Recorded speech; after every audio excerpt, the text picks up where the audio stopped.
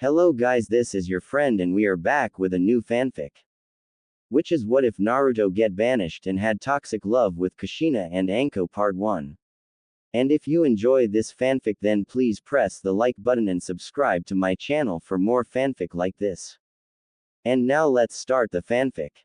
It was nighttime in Konoha, and one Anko Mitarashi was currently walking down the street with a takeout bag full of dango. A small spring in her step as she decided to spend the night binge watching her favorite movies in her apartment. It honestly would feel nice to just lounge around and relax instead of worrying about her curse mark or flipping off guys pestering her for dates. Some cat calls and whistles were heard from passerbys of the male variety, and the occasional female, but the snake mistress ignored them all, not even giving them a second glance. As she continued on her way, she spotted the form of one Naruto Uzumaki passing by and gave him a friendly wave, which he returned with a broad smile. Judging from the bags in his hand, it seemed like he had been grocery shopping. After their brief exchange, they continued to their respective homes without missing a step. Anko felt her mouth drool a bit as she could almost taste the dango on her tongue, until she heard a small oof, followed by the sound of a body and some items hitting the ground. She turned and spotted some civilian man with a bottle of sake in hand as he laughed at the fallen form of Naruto who was busy gathering some of his cup ramen back into his plastic grocery bags. "Watch where you're going, filthy brat." The man spoke in a slightly slurred tone and then kicked the boy in the ribs, knocking him to the side. The civilian chuckled a bit as he stumbled along, but Anko felt her face heat up in anger so she called out, "Hey, asshole." The man in question turned back around with a confused expression on his face and spoke, "You talking to me?" At his question, the purple-haired kunoichi held her arm out and dropped her bag of dango to the ground and began walking forward, while in the background a group of civilians scattered and ran for their lives, knowing that if Anko drops her dango, it usually spells disaster. "Yeah, I am talking to you. Asshat. You see that kid there? He's got a name. It's not Brat. It's not Demon. Or Demon Brat. It is Naruto Uzumaki. And Naruto so happens to be a good buddy of mine. Why? Might have to do with the fact we're both outcasts," she explained with her hands in her pockets as she stomped towards the man, who merely gave a smirk and a scoff. "What's that got do with anything?" The man slurred as he took a swig of his alcoholic beverage and let out an obnoxious belch sound. "Well, glad you asked. When fool civilians like you, who think they can do whatever they want, hurts a kid. Especially this one. It really gets me steamed up, and not in a good way." "In what way you might ask?" "Like I wanna do this," she yelled out and then slammed her knee into his crotch, making his eyes bulge out in pain. "Oh, this," she screeched as she ripped the bottle from his hand, and then smashed it into his face, making glass explode in all directions on impact, and even some shards getting planted into his skin and flesh. She then grabbed him by the throat and began to repeatedly punch him in the face, making blood and saliva fly out from the force of the blows, followed by some rotten-looking and yellowed teeth. Once she had beaten the man within an inch of his life, she pulled him to his feet and stared him directly in his nearly swollen shut eyes as she spoke, "You touch Naruto-kun again, and next time, I'll make sure you spend the rest of your life eating your food through a straw. There are things much worse than death. I promise." With her point made, she tossed him to the side of the curb and then kicked him in the ribs, hard. Hard enough to make a small crack noise as he whimpered and crawled to his feet, staggering away. After a moment of catching her breath, she came over to her blonde friend and spoke in concern, "You okay there? He didn't hurt you too bad, did he?" The whiskered teen gave a dismissive wave and replied, He kicks like a fangirl. Just another annoyance. But won't you get in trouble if he reports you or something, Anko-chan? If he does, I'll cross that bridge when I get to it. Though I'm pretty sure that Hokage-sama will let me off easy if I make mention that guy hurt you. Wouldn't be the first time I've beaten up some punk-ass civilian getting too big for their britches," she replied and then collected her bag of dango. "So how's things at the academy going for ya?" She asked with a sweet smile, hoping and waiting for the day that she could take on a worthy apprentice and become a full-fledged Jonin. But then she noticed a downcast look on his face and asked him, "Boy, why the long face, Booyah? You have been studying for the exams and all right." The blonde nodded and replied with a small sigh, "Yeah. The written stuff I can handle at this point, but it's the jutsu portion I'm worried about. The substitution and henge I have down pat. But that bastard Aruka won't tell me what it is that I'm doing wrong with the clone jutsu. And every time I ask for his help, he just replies in this snobby tone, 'Just work harder, Naruto,' or he'll say, 'Sorry, I can't play favorites, Naruto.' Shit. That fucking asshole. I shoulda known. No wonder you're stuck in the academy with a piss poor teacher like that. Though I don't think it'd hurt if I gave you a few pointers on what you're doing wrong. Maybe show you a special trick to making stronger clones." The purple-haired woman replied and then affectionately pat him on the head, earning a large smile from him that made her heart flutter a bit. "Really? You'd do that for me? It'd really be a big help for me if I could figure out what's wrong with my clone jutsu." He spoke in gratitude, his smile continuing to grow wider as he now seemed to be bouncing on the balls of his feet. "Sure thing, Naruto-kun. I'd do anything for ya. And hey, if any of those civilian assholes are bullying you, you can come straight to me and I'll beat them up for ya. No questions asked. Say, you wanna come over to my place for the night?" She asked him while scratching her cheek a bit with a small blush. You sure that's okay? What about your roommate Kuranai?" The blonde asked her, not wanting to inconvenience the two kunoichi with his presence. "It's fine. I was gonna spend the night bumming around on the couch watching the Princess Gale movies. Kuranai's on a mission for the moment, should be back in time for the Genin graduation exams. Besides, I don't think it's safe for you to be alone right now," she replied as she jabbed a thumb in the direction of a passing group of men who seemed to be glaring at the two pariahs, most especially Naruto. "Oh, good point. Seriously though, don't they have anything better to do than try to make my life miserable?" The blonde boy asked with a mildly depressed sigh as Anko retrieved her bag of dango. "Can't be helped. You're a constant reminder of the Kyuubi attack. Lot of people died that night. And instead of trying to accept the pain and move on with their lives, people seem to like having a convenient scapegoat to take their anger out on." "I should know," Anko answered as she rubbed the back of her head with a frown. "Oh, right. The Orochimaru thing and the curse mark. Any cure for that damned hickey been found yet?" The blonde asked with some hope in his voice, knowing full well that the curse mark was both an unwanted reminder of her traitorous sensei and a constant source of pain and discomfort. He couldn't help but notice that Anko bit her lip as he followed her to her apartment, her face taking on a sickeningly green color. Anko. Something wrong. You look kinda sick," the blonde pointed out, snapping the snake mistress from her lapse of attention. "Wah, oh, well, kinda sorta. There's this guy, Jiraiya, self-proclaimed seal master, that sort of thing. Claims to have a cure for my curse mark," she replied in a somewhat distracted tone as she rubbed the nape of her neck and her shoulder where the mark was located.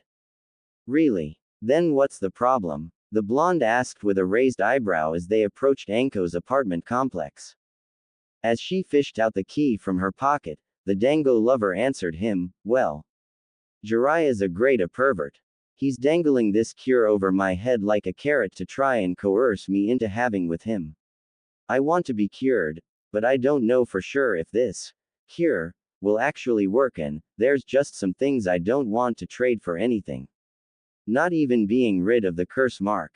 At the end of her explanation, the blonde's face scrunched up as he spoke flatly, "The bastard's blackmailing you for. That's just disgusting. Can't you report him or something?" At the end of his question, Anko unlocked the door to her home and ushered the blonde inside, locking it behind them.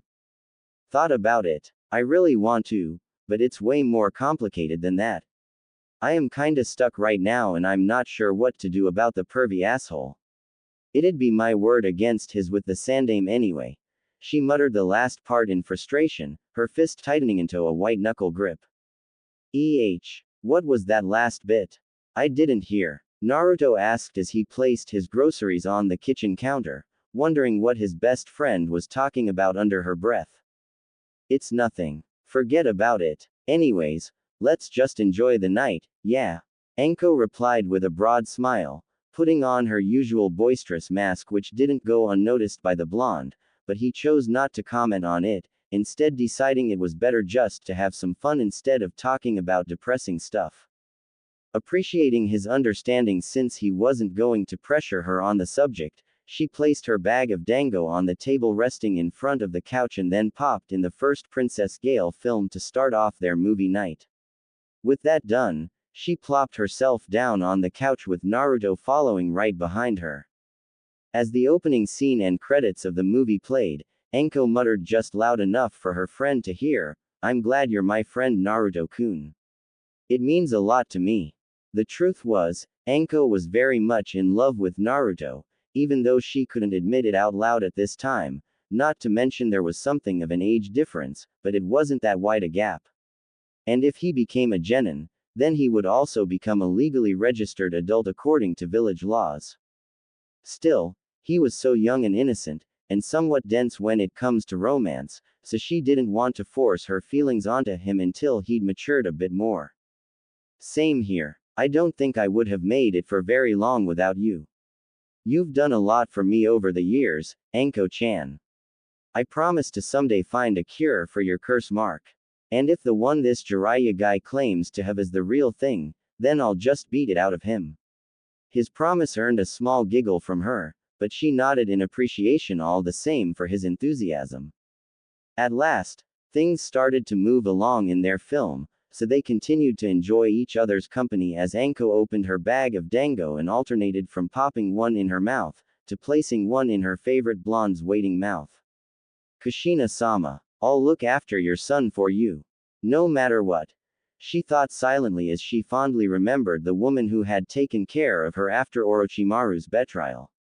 Anko then smiled warmly, feeling utterly and truly happy right now in Naruto's company. His happiness, love, and affection meant everything to her. And no one, not on Kami's green earth, would dare bring harm unto him if she had a say in the matter. No one. For years she had suffered in the village ever since her former sensei had abandoned Konoha and left her for dead after using her as a guinea pig for his curse mark.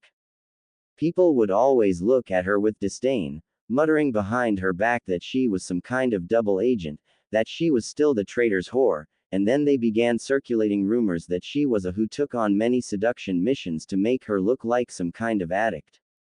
All of which was false since she was still a virgin to this day, and was saving her first time for that special someone.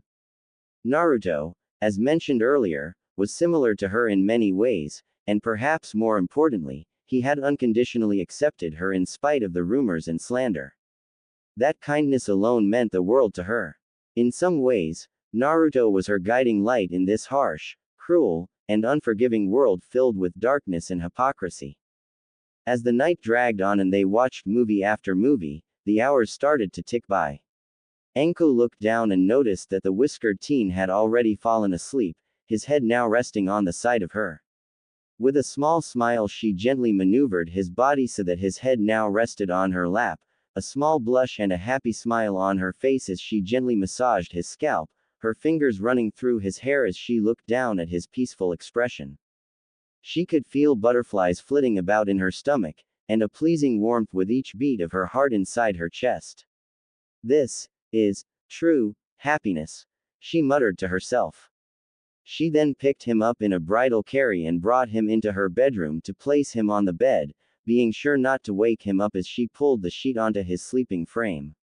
With a satisfied sigh, she pulled off her trademark trench coat and tossed in a random direction, followed by the mesh armor that barely kept her modesty, and then the rest of her clothing were tossed about the room until at last she was as the day she was born. Licking her lips in a sensual manner, she slowly creeped up towards the blonde, then slowly slipped into her bed and snuggled up against his body. Her taking his arm into her cleavage as her hand upwards to his face, and she began to trace a finger along his signature whisker marks.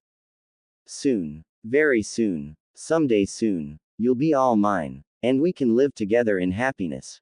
She whispered to herself as her eyes drifted closed and she fell into a deep slumber.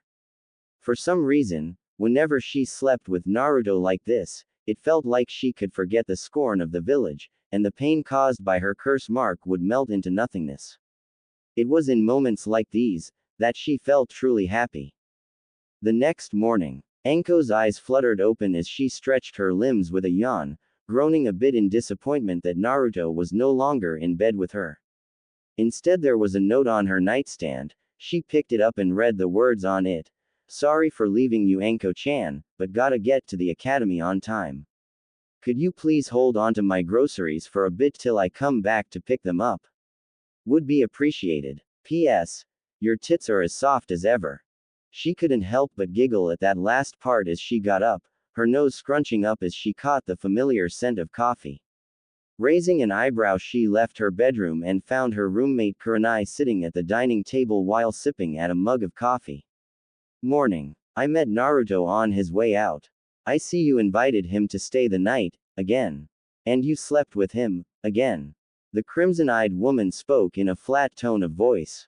Yeah, I didn't see the harm of letting him stay. And come on, it's not like I do anything nasty to him. We just cuddle, and he actually likes it when I am. Anywho, you're back a bit sooner than I expected. Anko noted as she sat across from the genjutsu mistress, the dango lover having a happy expression on her face. Anko, we need to have a talk. A serious talk, Kuranai stated as she pushed a second mug of coffee in the snake user's direction. The purple-haired woman picking it up and taking a sip before asking in a lazy tone, about what? I am a bit concerned about your relationship with Naruto. I know about your feelings for him, and I don't think that pursuing a relationship of the romantic kind would be very good for you. Kuranai stated in a more gentle tone of voice, and then seemed a bit saddened as her friend was now glaring at her. Excuse me, Nai-chan, I love you like a sister. You've always been good to me, and had my back whenever I needed it. Hell, I even held my tongue and quietly supported your relationship with Asuma. But you can't do the same for me and Naruto-kun. He's a good kid. He's sweet, gentle, understanding and… Anko began to list off but was then cut off by her friend. And still a child. Anko, you're an adult woman. I know how much you care for him, but you have a nasty habit of being rather clingy. And your obsession with him has become somewhat unhealthy. Shouldn't you try and find someone more age-appropriate? Someone you can truly be happy with? The crimson-eyed woman asked with a worried expression, trying not to push Anko's buttons in the wrong way since she was known to be hostile when matters involved Naruto Uzumaki. I tried. I did. I went on a few dates here and there. All of them kept giving me this look. Like hungry dogs eyeing a piece of meat.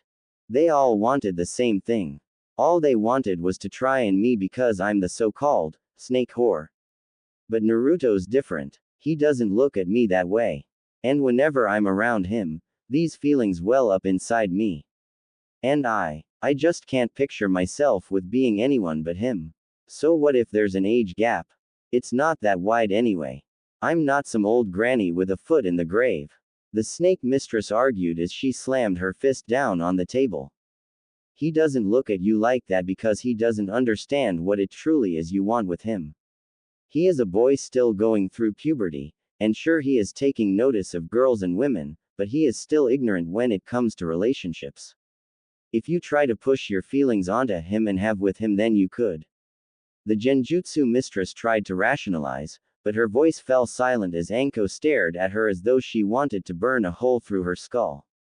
Shut up. Naruto-kun needs me more than anyone. I have cared for and protected him for years. I fed him whenever he didn't have enough money for food. I cared for him when he was sick. I tutored him when he struggled in his studies. I protected him from the more violent elements of the village. Me. Not the Hokage. Not that useless Jiraiya. Me. All me. I love Naruto-kun. And no one is going to take him from me. Anko shouted angrily. Her face flushed red as she snarled a bit. A small tear came down from Kuranai's face as she replied, I see, Then I wish the best for you. I can see there's no persuading you otherwise. There was something else I wanted to talk about. I'm leaving. The genjutsu user spoke, snapping Anko from her anger. Leaving? The you talking about? Anko asked, not sure what her longtime friend meant by that.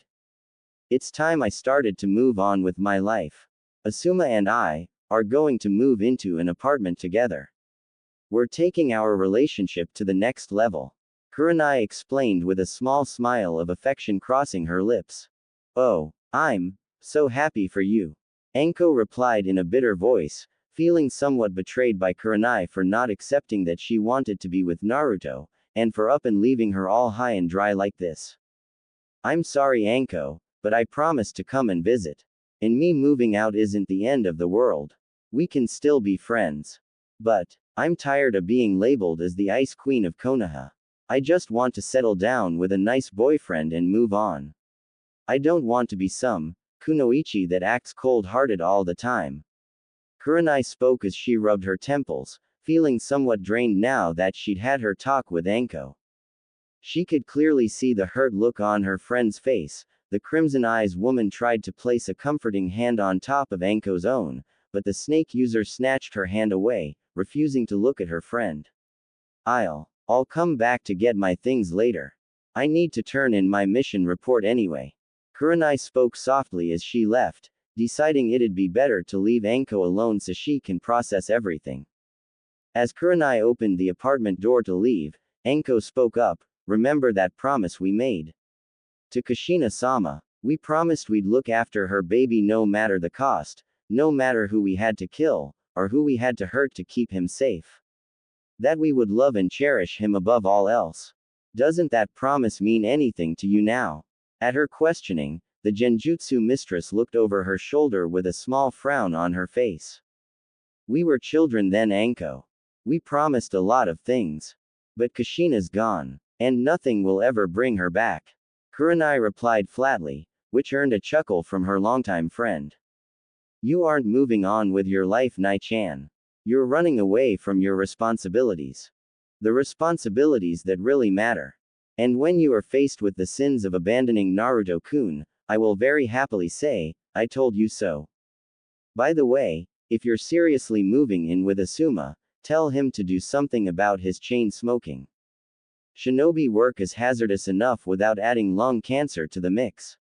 Anko spoke in a half-serious and half-mocking voice which earned a small nod from Kurenai since the snake user made a valid point on the lung cancer comment and then departed, leaving the snake user to sigh deeply and continued to drink what was left of her coffee, her mood now seriously soured, her eyes glancing over the bag of foodstuffs that Naruto had left behind. Come to think of it, did Naruto-kun have time to make a bento? God damn it. He probably took the high road and went to the academy without taking any food with him, even after I told him he can help himself to what's in the kitchen if he ever gets hungry. She muttered and began to hurry about her kitchen to make a meal for her favorite blonde. After all, one can't properly study at the academy, especially in Iruka's class, on an empty stomach. Later on. Haha. I'm bringing Naruto-kun lunch. I feel kinda like a waifu right now. Anko Mitarashi, sadistic, and loving waifu to my little Naruto-kun. I love the sound of that. Anko muttered to herself happily, her previous anger against Kurenai now forgotten as her mind now seemed solely focused on the Kyuubi's container. As she neared the academy she stopped for a second as she heard what sounded like arguing, and one of the voices definitely belonged to Naruto. Peering around the corner of the academy's gates, she spotted the whiskered teen in some kind of argument with one Sakura Haruno. Hey, don't speak that way about Anko-chan. Naruto shouted, making the snake user raise an eyebrow, wondering why she was the subject of their argument. I can say whatever I want about her. And don't think that I don't know what's going on here. You're just trying to make me think that you have a fetish for older women so that I'll get jealous and try to prove that I'm much more of a woman than that snake whore. Nice try, but Sasuke-kun's the one for me. Sakura spoke as she crossed her arms with a haughty-looking grin on her face. Firstly, that doesn't make sense. Secondly, Anko-chan will always be 100 times the woman you are. And thirdly, a loud howler monkey like you, and the brooding emo king deserve each other. And Anko's not a whore. She's one of the most hardworking, loyal, and loving kunoichi I've ever met. And someday when I'm Hokage, I'm gonna make her my wife.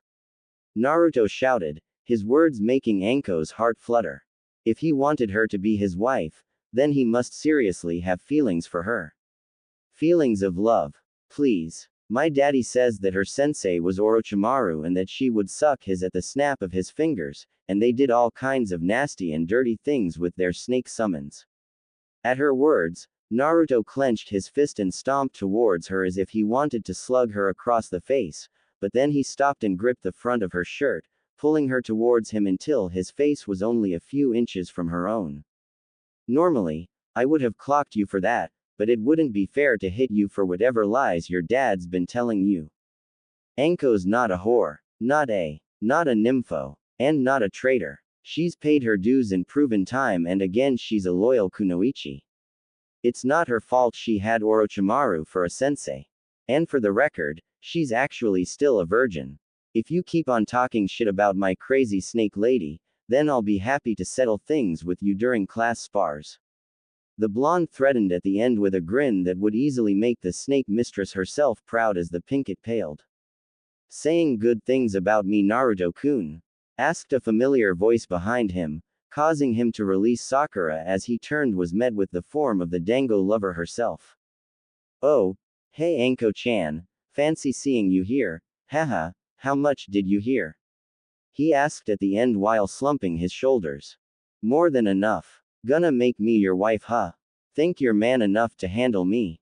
She asked with a sweet smile that she tried to fill with as much venom as possible to make it seem like she was mad, but failed since nothing but happiness and warmth filled her face. Hey, if I can't satisfy my wife, then I'd be a pretty disgraceful Hokage. Scratch that, I wouldn't even be able to call myself a man. He answered with a sheepish grin as he rubbed the back of his head. Oh, you been reading up on the birds and the bees or something behind my back? She asked while lightly punching him on the shoulder, making him shrug in response as if to say, maybe. Oh, by the way, what brings you here? He asked her, finding it a little strange that she would come to the academy of all places. At his question, the purple-haired woman held out the bento she had made for him and he took it from her hands, now realizing why she had come. You made a bento just for me? He asked with some tears welling up in his eyes. Told ya I'd do anything for ya, was her reply, a somewhat smug grin on her face as Naruto took her by surprise and wrapped his arms around her neck, pulling her into a kiss. Her eyes widened in surprise, then slowly closed in bliss as she returned the kiss. Meanwhile, inside her mind, a chibi Anko was dancing, waving around a sign that said, "Victory." She was a little sad when they had to break the kiss, but the need for air made it necessary. Then suddenly, Anko got an idea as a light bulb seemed to blink over her head. Naruto-kun, there's something I wanna talk to you about when you get out of the academy. She spoke, planning on inviting him to live with her in her apartment since Kurenai was moving out. Looking back on it now, maybe it was a blessing in disguise. Go suck face someplace else, creeps. Spoke the form of Sakura, ruining the moment, making Anko's face drop into a scowl. She then put on a sickly sweet smile and turned to the pinkett, slowly stepping towards her almost like a feline ready to pounce on its prey. Listen to me, very closely, Haruno-san. Naruto-kun is the most precious thing in the world to me. And he tells me that you like to occasionally use him for a human punching bag. If I learn of your continued abuse towards him, I promise to kidnap you, lock you away somewhere where nobody will ever find you, no matter how much you scream. Maybe I'll leave you for the rats to munch on, maybe I'll leave you down there to starve to death, or maybe I'll just cut apart your womanhood so you can't breed. The last thing we need is you procreating more Harunos. Anko threatened in a chilling voice, making Sakura pale and then run away in tears, trying to put as much distance between herself and the crazy snake lady. Yup. Just another satisfying day to be Anko Mitarashi. The only thing that could top this would be if Kushina crawled out from the grave and gave her blessing for her and Naruto-kun to marry. Meanwhile, what do you mean that you haven't made any progress? Spoke the form of a goggle-wearing man named Torun, a close subordinate and aide to Danzo Shimura as he and his partner Fu Yamanaka walked down the hallways of a hidden root facility that had been recycled from an abandoned Orochimaru laboratory. Exactly as I said, the subject's mind is exceptionally complex and has repeatedly detected every attempt to dig around inside her mind, and accordingly repelled the mental probes. Even with the drugs keeping her in a medically induced coma, if I poke and prod too much, it is still possible for her to regain self-awareness and possibly awaken. It's a very delicate procedure we're dealing with here, explained the orange-haired man in a frustrated voice, making his partner shake his head. As they both eyed the form of one Kushina Uzumaki, her form lying in a hospital bed as machinery constantly pumps drugs into her to keep her in a state of limbo. Danzo-sama won't be pleased. He seems to think that Uzu holds the secrets to true immortality and longevity. Torun muttered as he crossed his arms. Might be a kernel of truth to that belief. Kushina has spent over a decade in a comatose state but shows absolutely no signs of aging or even muscle atrophy. If it weren't for the drugs, I'm certain she'd wake up and kill us all. And that wouldn't be the worst of it. Fu spoke with a shudder. Not the worst. This is Kushina, the evil Uzumaki we are talking about. Back during the wars, she was known to scalp her victims for fun. She tortured, maimed, burnt, crucified, castrated, disemboweled, and beheaded people every single day and laughed about it all like it was a joke. What could be the worst thing she could do? Torun asked skeptically, fully aware of the woman's ferocious reputation. She could become the Hokage. The orange-haired man replied as his face paled in terror, causing his partner's mouth to drop open for a moment before he nervously nodded in agreement at the thought. Hiruzen Sarutobi was currently little more than a glorified paper pusher at this point of time in his old age, but if the likes of Kushina took over, then she'd steamroll her way over everyone just to get what she wanted, without care of consequence. Unknown to them, a small smirk crossed Kushina's face, and her hand twitched slightly before clenching into a fist. Later that day, Sakura Haruno growled as another school day had passed and Sasuke had still ignored her. And now Naruto seemed like he was going to ignore her just as well for some old whore. Freaking stupid dead last, what's that Anko bitch got that I don't? The Pinkett muttered angrily to herself as she cut through an alleyway to get home as quickly as possible, until she bumped into someone who rounded the corner, causing the fangirl to fall to the ground. Nice tits. Great. Questionable but sense of fashion. And a can-do attitude. What you got going for you, Pinkie Pie? Asked the form of Anko, who was now standing above Sakura with a grin. The Pinkett sighing in frustration as she got up and dusted herself off. The hell do you want now? Wait. Were you following me? Sakura asked, feeling it was kind of staged how she just randomly bumped into the snake whore again. Maybe a bit. There was something I forgot to tell you. Something that I couldn't say in front of everyone else at the academy, especially Naruto-kun. Anko replied in a jovial manner as she walked towards Sakura with an exaggerated sway to her hips. Oh yeah, what's that? The fangirl asked while swallowing a lump in her throat as she slowly backed away, feeling far more in danger than ever before in her sheltered life as the only daughter of the Haruno family. Here's the thing. I want to take Naruto-kun as my apprentice when he graduates, of which I shall personally guarantee this time. Problem is, the Sandame says that if I did that, then there would be one less student and then there'd be the issue of an incomplete team. And most unluckily, there aren't any stand-ins. So my request for an apprentice was sadly denied.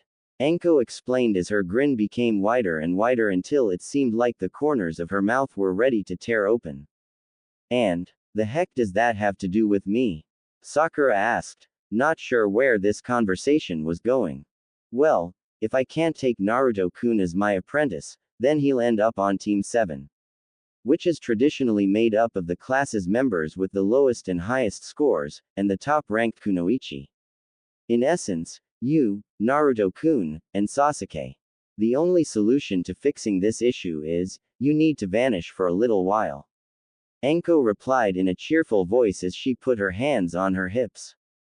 Versus. Vanish. Sakura whimpered out in confusion, then out of nowhere, a pair of arms wrapped around her neck and a rag was placed over her mouth. She tried to scream and call for help, but nothing but muffled yelps came out. Anko sighed as she watched with a blank and dispassionate expression as she casually pulled out a stick of gum then popped into her mouth. Sakura's struggles grew quieter and quieter until finally she passed out with a small moan. Thanks for the help, Yugao-chan. Anko spoke to a Neko-masked Anbu with purple hair who was now carrying the pinket over her shoulders as though the girl were a sack of potatoes. If it's for Naruto-kun's benefit, then of course. What do you want me to do with the girl? I could chop her up into tiny pieces, have Hana-chan feed the meat to the dogs. No one will ever know. The Anbu captain offered, her voice having some sadistic pleasure to it. Thought about it, but she might be more useful alive. This little brat is Kazashi Haruno's kid, and his only meal ticket to get his grubby fingers into the Uchiha fortune. Might be handy to hang on to her for a while. Put her in that place, and I'll handle the rest from there. Anko replied as she walked towards her apartment with a devilish grin to her face. Send Naruto-kun my regards, was all the Anbu woman said before vanishing in a swirl of leaves with Sakura. After a few minutes of walking, the snake user arrived back at her apartment where Kuranai seemed to be gathering the last of her personal belongings, the crimson-eyed woman having a saddened expression on her face. Hi. She spoke in a quiet voice and awkwardly waved to Anko who waved back, the purple-haired dango lover replying, Hey Nai-chan. I'm not mad at ya anymore. I know you meant well and only wanted the best for me. But, this stuff with Naruto-kun is something for me and him to settle. And, just earlier today, I learned that he actually cared for me in that way. So, Anko left the sentence hanging, knowing that Kuranai got the picture. I see. I am sorry for being so pushy earlier. I just didn't want you to make some foolish mistake and get hurt over it. I remember when you first came back after getting branded with the curse mark, you were so gloomy and despondent. You barely ate or slept after that, and I didn't want you to have a second experience. If you and Naruto-kun can have a life together, I truly wish you the best. The genjutsu user spoke with a small smile, hoping to make amends before departing. Ah, just like you. The protective big sister type. Well, don't worry about me Nai-chan. I can handle myself. I ain't some naive tween anymore. Anywho, you look out for yourself okay? And, I like to keep an open door policy, so if you need a hand or a place to crash, gimme a holler. The dango lover offered and was then pulled into a hug by the crimson-eyed woman. The two sharing a chaste kiss before Kuranai picked up her belongings. I left my key on the kitchen counter with a bag of your favorite dango, call it a goodbye present. I'll be seeing you again soon Anko-chan. I hope you find a good roommate. With that said, the genjutsu user walked away feeling that they'd cleared the air. It was at this moment that Naruto had arrived and saw the form of Kuranai leaving, making a puzzled expression appear on his face as he approached his best friend and crush. Hey, did something happen between you and Kuranai-san? Naruto asked with a bit of concern as he placed a hand on Anko's shoulder. Nai-chan's leaving. She's moving in someplace with Asuma. Moving on with her life, she said. That kinda brings me to what I wanted to talk to you about earlier.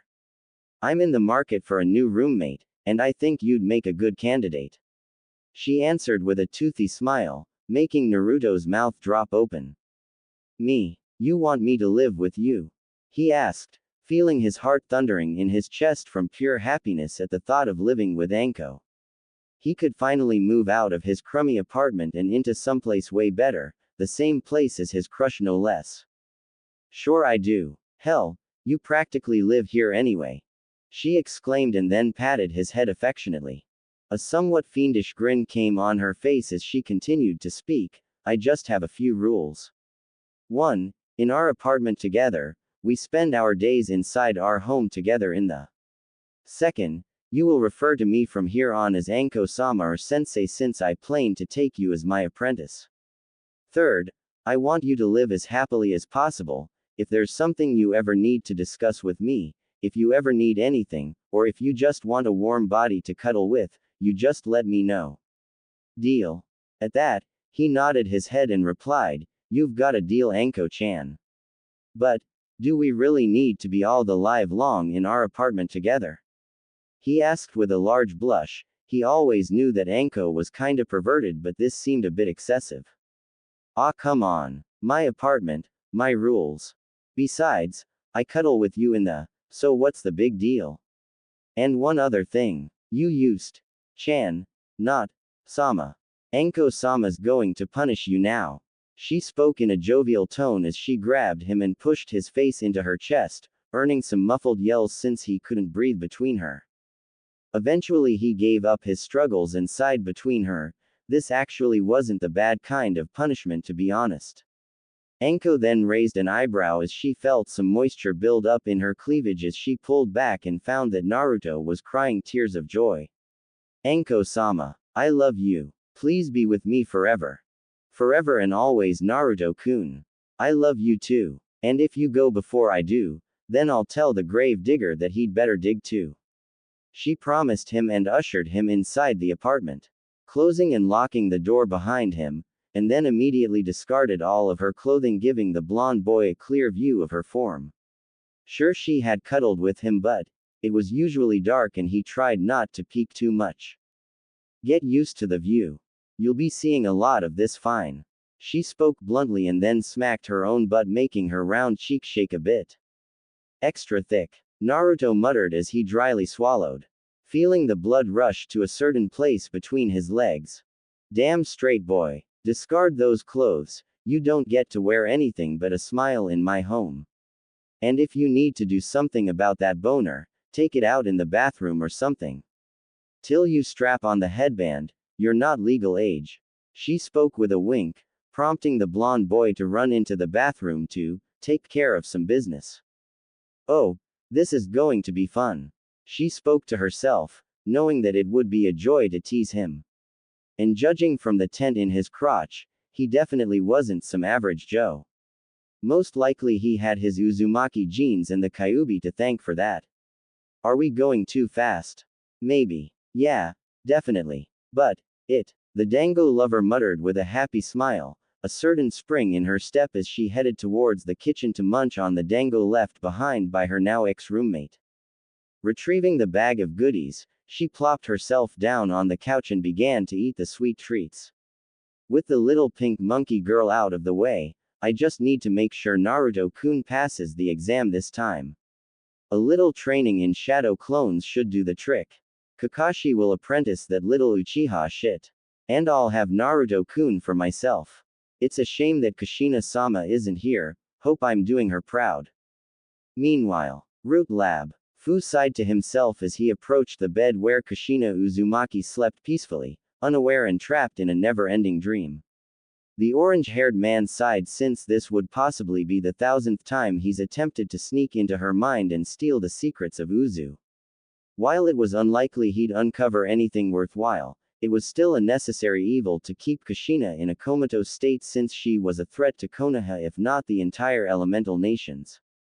"Hey there, sunshine," spoke a female voice, prompting Fu to turn around to see the form of Kushina sitting upright on the bed. The root agent's mouth opening and closing as wheezing sounds came from his mouth, for the evil Uzumaki had finally awoken. Then in a flash of movement, Kushina cut open his throat with a scalpel, making blood leak down his neck as he clutched at the wound, falling to the floor as he gasped and choked on his own blood. The evil Uzumaki's face scrunched up slightly as she asked, "You look familiar. Did I threaten to murder your family or something?" At her question, she only received some gurgling noises.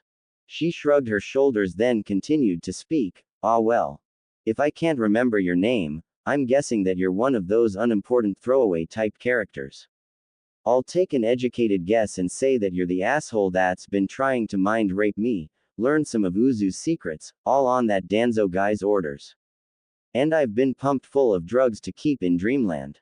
That about sum it up? She asked the orange-haired man, and finally with a final gasp, he fell to the floor having mercifully expired. I'll take that as a yes. Kushina replied as she got up from the slab and cracked her neck a few times. Then stretched her limbs to allow some of her joints to pop. And then glanced over at a mirror and asked herself, okay now. 3 very important questions. Has the Chucky franchise finally ended? How long have I been under? And most importantly, where is my child? Well, I know a certain old monkey that can help answer those questions. Had been just a little over a day since Naruto had moved in with Anko, taking what few worthwhile belongings he had to her, or their shared apartment. And now with the Genin exams coming tomorrow, it was time to train. Though there was currently a question that the blonde boy was still curious about. Remind me again, sensei, why must we be in our apartment at all times? Asked the form of Naruto Uzumaki as he followed his new roommate and sensei towards training ground 7 since the snake user had promised him a clone jutsu that was sure to help him finally pass the academy exam and flip the bird at Iruka in the process. This again? What? Too good of you or something? I told you already, it is training. Anko half yelled with a mocking laugh at the end, almost as if she knew something the blonde didn't. And how is strutting around involve training? And what if people come by and we're still? He asked in a deadpan tone since he had to fight off numerous nosebleeds when Anko got a little aggressive in her flirting. Sheesh. I sometimes forget that you're still a kid since you act all mature sometimes. We can just put on a henge to hide our then slip away into the bedroom for a minute to throw on some clothes. And there's a number of kunoichi in the world that dress provocatively to distract their enemies. And I'm one of them. If you can keep your cool and avoid getting distracted by an enemy kunoichi's body, then you'll have a bit easier time in battle with the kind of kunoichi that use seduction techniques. Anko explained as she crossed her arms, a confident grin on her face since Naruto nodded in understanding. Wait, does that seriously work? He asked while scratching at his whiskered cheeks, now having a better understanding on why so many kunoichi like Anko and Kurenai dressed in revealing or skimpy outfits.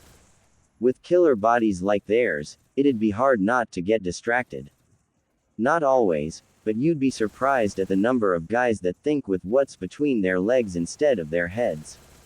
Sometimes works on women too if they're lesbian, or have insecurities in their own bodies.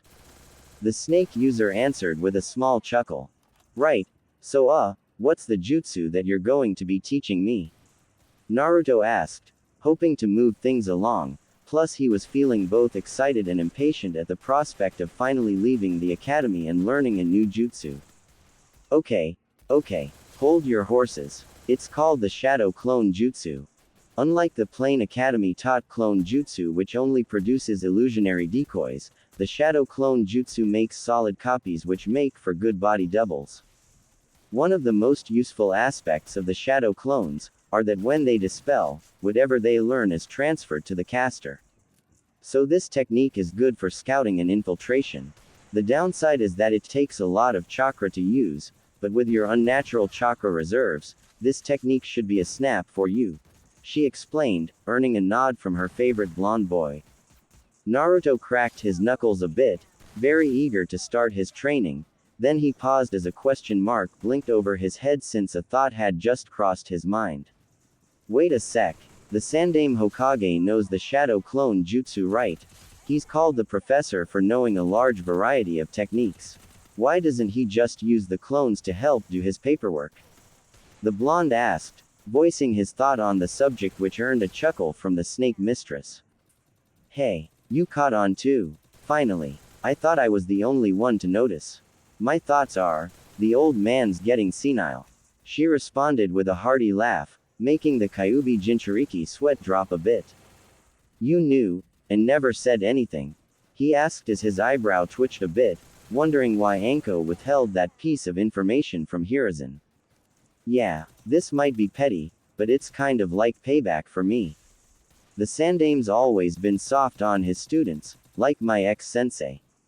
Orochimaru became a missing nin, Tsunade's been wandering around drinking and gambling while in mourning for 15 fucking years.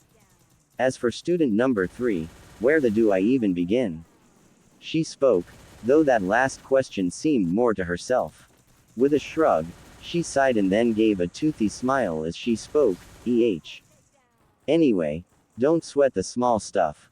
Time to train.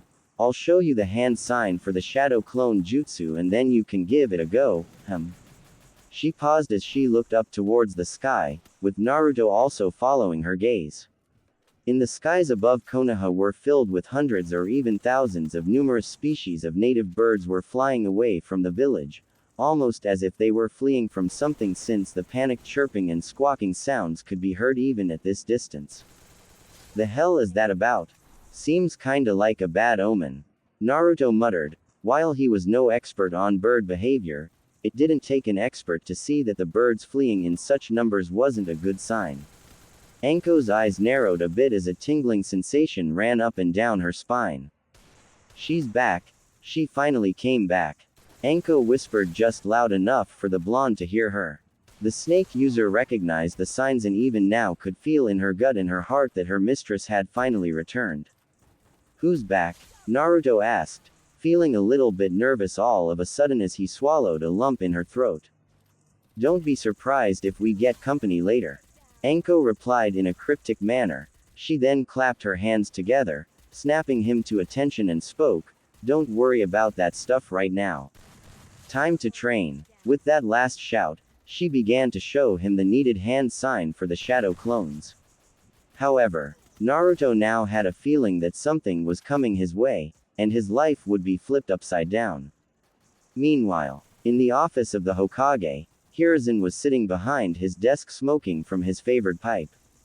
Standing in front of him was a man with pink hair who was red in the face and was shouting at the top of his lungs in outrage. My daughter is missing and you aren't doing anything about it. That snake whore was seen and heard threatening my precious Sakura just yesterday at the academy, and then my daughter vanished. That Anko is obviously suspicious.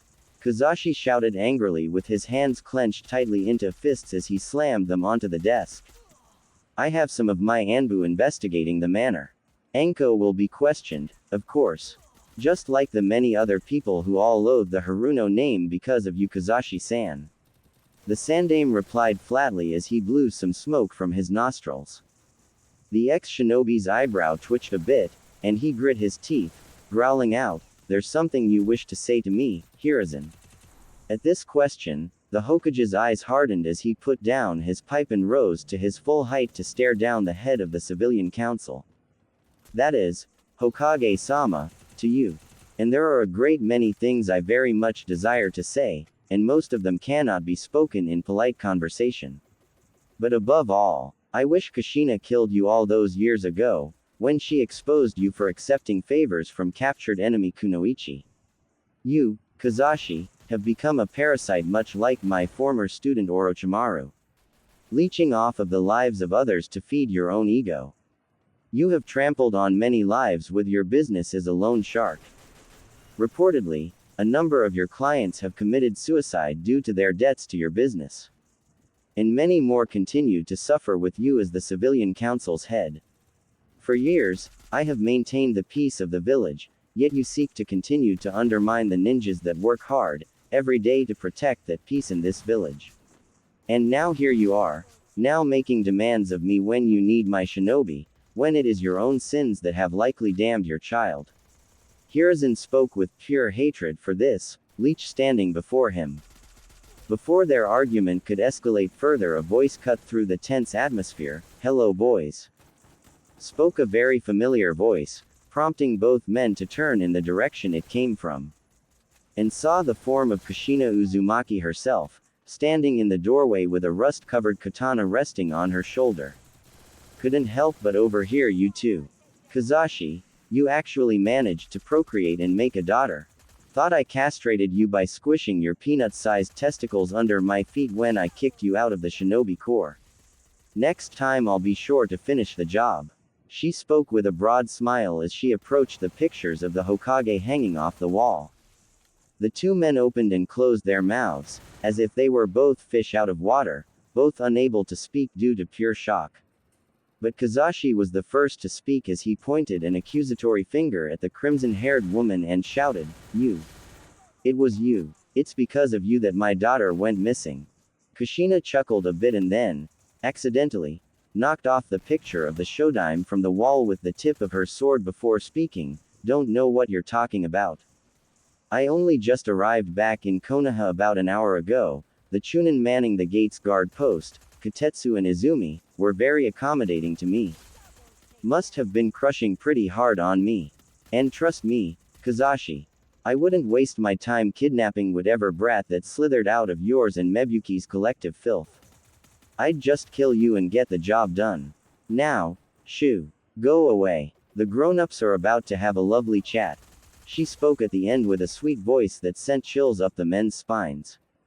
Seeing that Kazashi still hadn't left yet, she pointed the tip of her rust-caked sword at him and spoke in an even sickeningly sweeter voice, "So silly of me. I shouldn't be asking. I'm telling you to off and get out of my sight."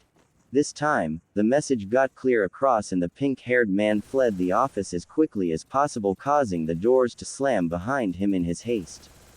Remind me to pour a very big jug of bleach down his throat. Now then, Hiruzen, you've gotten so old. It's a miracle that you haven't kicked the bucket or that Konoha has not been burnt to the ground with it being in such a state. Kushina remarked with a small giggle and then, accidentally, knocked off the picture of the Nadaime.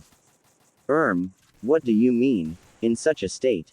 And, perhaps more importantly, where have you been these past 13 years?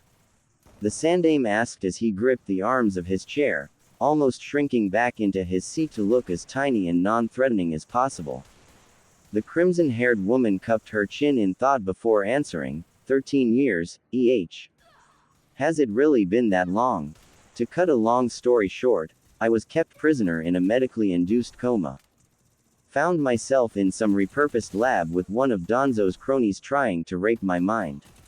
And when I commented about the state of Konoha, I was passing by and visiting some of my old haunts and stomping grounds, and took note of the emptiness of the Uchiha district where Makoto-chan lived. Don't tell me, with myself and Minato gone, Fugaku finally sacked up and tried to pull some half-assed coup. At her questioning, the Sandaime couldn't help but smirk a little. Your abilities of perception are as strong as ever. Yes, Fugaku was planning a coup. If he had succeeded, then the other shinobi villages might have taken advantage of the infighting within Konoha and a fourth ninja war would have started, one which Konoha may not have survived. Itachi Uchiha took the secret mission of stopping the coup, but there were complications. The only survivor was Itachi's younger brother Sasuke.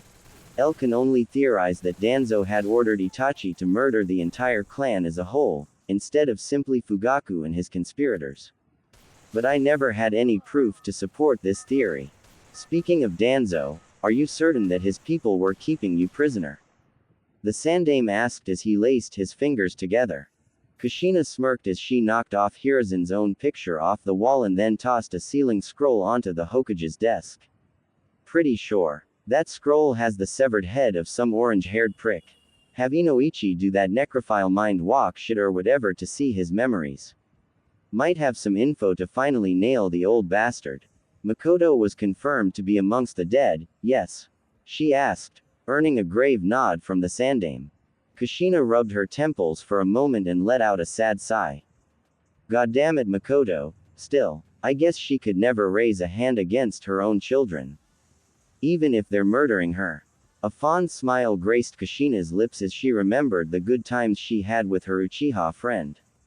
Then the evil Uzumaki's face hardened as she used her rust-covered blade to slice the Hokage desk in two, making Hiruzen yelp and cover his face with his arms since he believed Kushina had intended to kill him, but then he lowered his arms when he realized he was still alive, making a sigh of relief escape his lips. I think it's time for a change in leadership. Sandaime-sama, I'll be taking over as the Hokage. Time for me to right some wrongs, and make up for lost time. Kushina stated with a large and almost bestial grin that made the Hokage sweat nervously. I'm not sure if you're a suitable candidate. Hiruzen muttered while Kushina then stabbed the tip of her katana straight through the picture of Minato Namikaze, her late husband and the Yondaime Hokage. Her face now a blank mask as she glanced between the now ruined picture and the aged Hokage. Why's that? I only gave up on being Hokage because I was pregnant with Naruto-kun. By now, Naruto-kun is a teenager, and I missed so much that I can't ever be his mother, but I can still try to be a part of his life and try to make things right. That aside, I am far superior to Minato. I have more power in just my pinky toe than he did in his entire body. Kushina spoke, completely unafraid to boast of her raw power. And unlike many that bragged about their strength, the evil Uzumaki could easily back up her words. Hiruzen felt himself slowly melting beneath her gaze as he replied nervously, that. I mean, that is to say, you certainly aren't lacking in power or skill, but you aren't exactly mentally sound. You are infamously known to behave in a highly destructive and erratic manner. When he finished speaking, he was expecting the crimson-haired Kunoichi to lash out in anger. But instead her lips curled up into a smile and she began to laugh almost hysterically. She even clutched at her sides as she wheezed for air when her laughter finally began to die down. She then pinched Hiruzen's cheek, making the aged Hokage wince in pain, and spoke in a voice that seemed more appropriate for gently scolding a child. "Oh Hiruzen, you make me laugh. You seem to have gotten soft in your old age. I am mentally unsound." Seems a bit of a stretch in comparison to a certain pasty-faced pedophile who reduced his own existence to that of a parasite for the sake of a bastardized half-baked form of immortality. After I was kidnapped by Kumo to be used for their bloodline breeding program, raping program, I promised myself that I'd never be a victim ever again. That I wouldn't lose a second village like I had lost Uzu. So I trained and trained, even forsaking my own humanity to become akin to a demon. I committed the most horrible and gruesome atrocities to put the fear of Kami into the hearts of Konoha's enemies, and thus, the evil Uzumaki was born. I did the hard things, the worst things. The kind of things that would have made anyone else crack under the stress and trauma, so that every single man, woman, and child can sleep peacefully and blissfully unaware of what really happens on the battlefield. For the sake of this Kami-forsaken village, I think it's in your best interest to name me the next Hokage, pronto. Wouldn't want to give me a reason to turn against Konoha, yes? She asked at the end, pinching even harder to the point it seemed like she was going to rip off a chunk of flesh.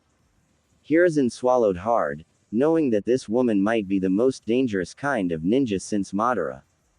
And it would be a terrible idea to make an enemy of her.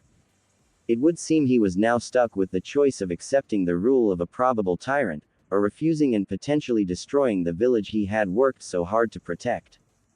Finally, he caved as he replied reluctantly, "All right. You shall be the godime. The mantle of Hokage, the responsibilities of leadership, and the consequences of your rule shall be yours." Nodding in acceptance, the crimson-haired woman released him, making him rub his now sore cheek.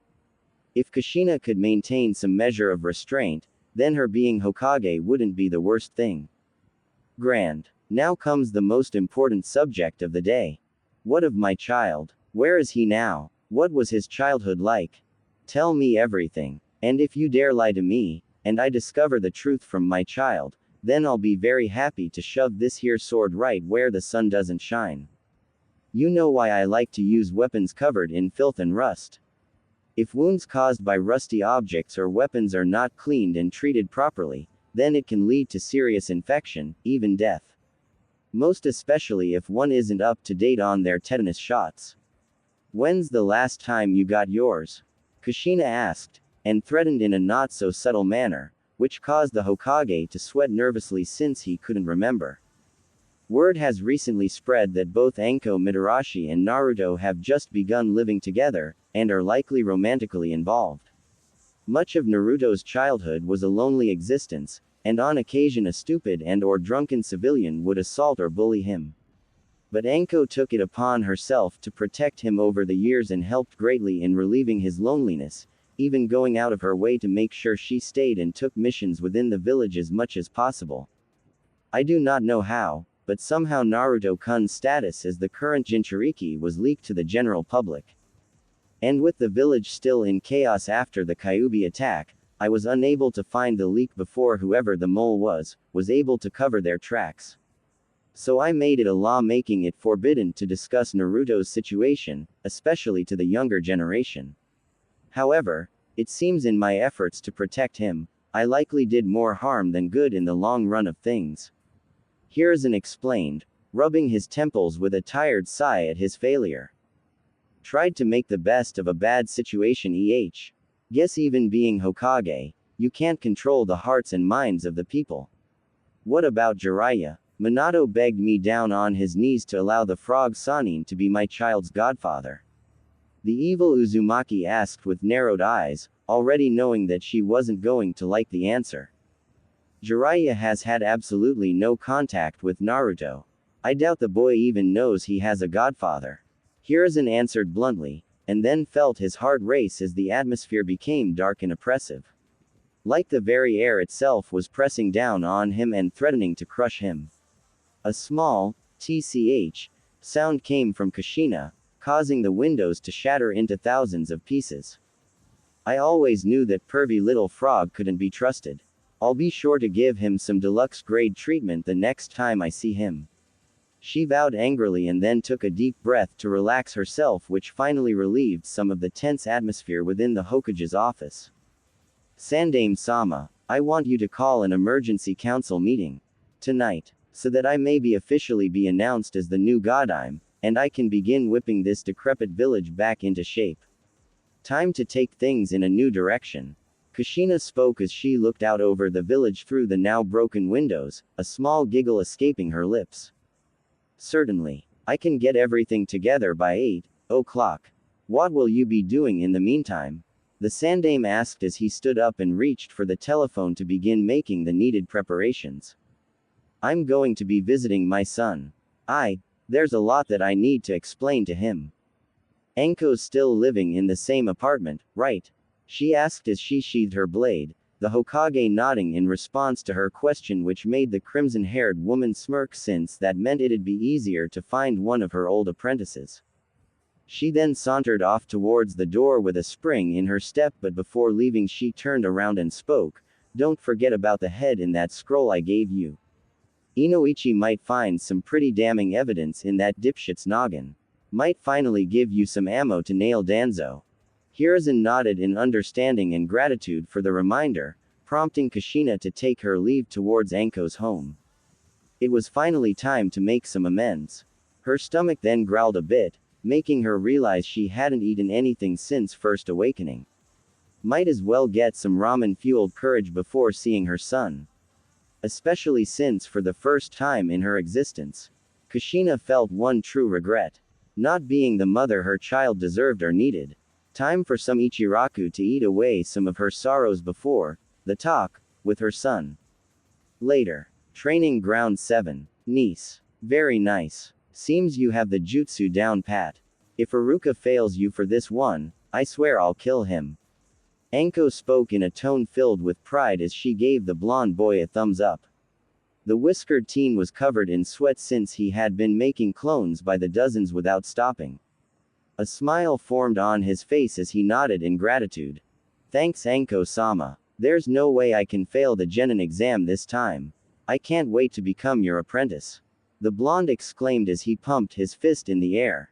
Then suddenly his stomach began to growl, making him blush a bit since the moment was now ruined. The purple-haired woman chuckled as she shook her head a bit. Seems like someone needs some lunch. Well, I think you earned some Ichiraku today for your hard work. Just remember, when you strap on the headband, the real work starts. She spoke, trying to sound cool. Though it seemed Naruto currently had stars in his eyes at the mentioning of Ichiraku. Am I interrupting anything? Spoke a masculine voice, making the two pariahs turn and spot the form of the copy ninja Kakashi. The masked man's lone eye fixated on his little orange book. Nah, not really. We were just finishing up here. Something you need. Anko asked as she crossed her arms, not really in the mood to deal with Kakashi at the moment. Or at any, to be honest. You hear the news. Apparently Sakura Haruno is missing and Kazashi's been accusing you. I saw him leaving the Hokage mansion in a big hurry, looked white as a sheet. He must be really concerned about his daughter. Kakashi spoke in a blank tone of voice, making it difficult to tell how he really felt on the subject.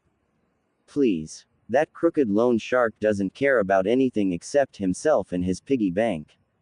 One time I overheard Mebuki rambling at the bar. She was so slobbering drunk, that she was wailing about her lack of a life and how her so-called husband's been grooming his daughter to be some bimbo gold digger. Anko retorted with a smirk, feeling almost sorry for the trophy wife Mebuki. I'm just gonna go. We'll be seeing you at Ichiraku, Anko-sama. Naruto spoke, before departing since he didn't want to get in the way. And he wanted to get to the ramen stand as quickly as possible to quiet the rumbling of his belly. Sure. Go on ahead. I'll catch up with ya. Tell the Ichirakus to put it on my tab. Anko spoke dismissively, her hand making a small shooing motion as he left the training ground, leaving the two ninjas alone on the field. What do you really want, Kakashi? Anko asked bluntly, her eyes narrowing a bit since Kakashi's arrival seemed kind of convenient. Almost like he purposefully arrived once she was finished Naruto's training for the day. Couldn't help but notice something. Word is that you publicly threatened Sakura at the academy, then shortly thereafter she just up and disappeared. Not to mention, with the Genin exams around the corner, there's now one less student, so there's an imbalance of teams. Now I'm being asked to apprentice Sasuke Uchiha since Team 7 can't be a full team without Sakura, while you have been repeatedly requesting Naruto to be your apprentice. Kakashi explained as he looked up from his smut-filled book, his lone eye narrowing. And, Naruto-kun needs me to be his teacher. Even if Team 7 was put together, you'll no doubt spend all your time kissing up to Sasuke to even bother training your other two students. And even then, you'll just be wasting their time with teamwork exercises. Anko spoke flatly, then she decided to walk away and join up with Naruto before her mood was soured even further. He needs you, more like you seem to need him. Seems to me that your relationship with him might turn a bit sour due to your obsession. Kakashi spoke in a whisper, only for Anko to turn around and march over to him. Snatching the Icha book from his hands before he could even react. The do you know about love? You just waltz around reading this trashy smut instead of looking for a meaningful relationship. Don't you dare judge me when you don't know shit. Anko stated and then started to rip out the pages of the book, making Kakashi freeze up as his lone eye widened to the size of a dinner plate. The snake mistress then threw the book to the ground and stomped on it, grinding it beneath her foot until the spine broke. That was an autographed, limited edition. Kakashi muttered almost brokenly as he sank to his knees, his lone eye filled with deep despair. The snake user then grabbed his Jonin vest and pulled him towards her, till his face was but inches from her own. And another thing, you don't get to play the concerned guy act. You were Minato's student. You're probably the closest thing to an uncle Naruto-kun has, and yet you have your head up your own, fawning over some little Uchiha brat. If you try to get between me and my Naruto-kun, I will crush that damn Sharingan eyeball you're so proud of. She warned him, and then released him from her grip, allowing him to mourn over his ruined porn. Stuffing her hands inside of her pockets, Anko marched off to meet up with Naruto. And at the same time, she made a mental note to swing by Sakura's prison to feed her. The pinkett wouldn't be of much use if she was dead, assuming she even had a use. Ichiraku ramen stand. At long last, Naruto arrived at his destination, his mouth watering at the thought of Ichiraku ramen, and the smell of it made his stomach growl all the more. As he was about to enter, he noticed that the closed sign was up, making the Kyuubi Jinchuriki tilt his head in confusion. He leaned down a bit and saw a lone woman sitting alone slurping down ramen like she hadn't eaten anything in years, and he could even see the Ichirakus busying themselves with cooking ramen. Wanting to know why the closed sign was up, the blonde called out, "Oi! Old man Tuki. Ayame Nichan. What the hell gives? Why are you closed when there's someone in there?" When he finished yelling, a small yelp came from inside the stand as Ayame Ichiraku came out from the back and then placed her hands on his shoulders to quickly turn him around and push him away from the stand. "Sorry Naruto-kun. But a very important customer just arrived and specifically told us not to let anyone else inside till she was finished. I'll spot you some free ramen later, okay?" Ayame spoke in a very hurried voice, like she was trying to make the boy leave as quickly as possible. Before the whiskered teen could even protest, a female voice called out from inside the stand, "Oi! Let him in. He can join me." At her order, Ayame let go of Naruto and quickly ushered him inside, making the blonde wonder why the ramen waitress was acting so nervous and jittery. When he entered the stand, he saw what could only be described as one of the most beautiful women he had ever seen, especially with her vibrant crimson hair. On a scale of 1 to 10, she'd definitely be a 12. There was even a pleasant aroma about her consisting of foxes and ramen. "Sit down Naruto-kun." The mystery woman spoke, gesturing to a stool next to her, prompting the blonde to accept the invitation as he sat right beside her. His eyes widened a bit when he saw all the empty ramen bowls pushed to the side, showing that she had a love for Ichiraku that rivaled his own. "How do you know my name? And how did you even know I was just outside?" he asked, feeling like he knew this woman from somewhere. A feeling of familiarity overcoming him as he couldn't help but take in her luscious form, a small blush forming on his cheeks. "Sensed your chakra. It shined like a beacon, due in no small part to your burden. Makes you stand out. And I think I'd know the name of my child," she responded as she slurped up some ramen, her face nothing more than a calm facade. Though on the inside, within her mind, a chibi Kushina was panicking as sirens blared and red strobe lights flashed. "Your child? Just who the hell are you?" Naruto asked, almost dreading the answer as his mind ground to a halt. He wanted to deny it, he really did. But he needed to hear it from her own mouth. "Tuki, Ayame, why don't you take a break for a bit?" the crimson-haired woman asked, prompting the father and daughter pair to nod and slip into the back to give the two some privacy. The stranger's violet eyes then met Naruto's sapphire blue orbs, her eyes filled with sadness and longing as she continued to speak. "There's no easy way to say this, so I shall just have to say it. My name is Kushina Uzumaki, and I am your mother. I gave birth to you on October 10th, and I was the Kyuubi container before you." After her introduction, the blonde felt a pit in his stomach and his mouth and throat seemed to dry up. Something in him snapped as he wrapped his hands around her neck and screamed, "Where were you? Where were you all these years? Why did you come back now?" he demanded, numerous emotions flooding him. Anger, pain, sadness, frustration and confusion. Normally, if someone put their hands around Kushina's throat, she would have curb-stomped them. But this was her child. She grabbed his wrists and then gently pulled his hands away as she replied, "I know you're angry. You must have been so alone. I can't even imagine how much you must have craved for the love and affection of a parent. And now that I've dropped in out of nowhere, you aren't sure what to feel except for rage. To answer your question, I was being held prisoner in a drug-induced coma. I only recently came to, and made an immediate beeline for Konoha." When she finished her explanation, the whiskered teen stared heatedly into her eyes, scanning for any signs of lying, but all he could find was a deep well of sorrow and regret, but at the same time, deep and unconditional love. "You're really my mom? And you were held prisoner?"